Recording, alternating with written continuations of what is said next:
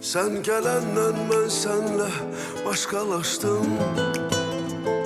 Senle büyüdüm, senle uşaqlaştım.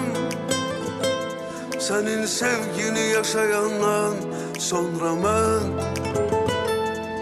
Mənə yad olan sevgilere uzaklaştım. Senle ayaktayım, herden olsam da yorgun.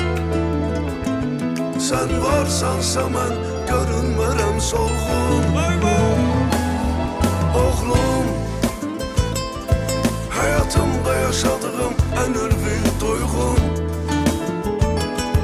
Oğlum, varlığınla sevinçten gözlerim dolğun.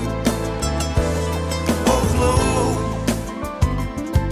yolun olsun həmişə xoşbəxtliyə doğru.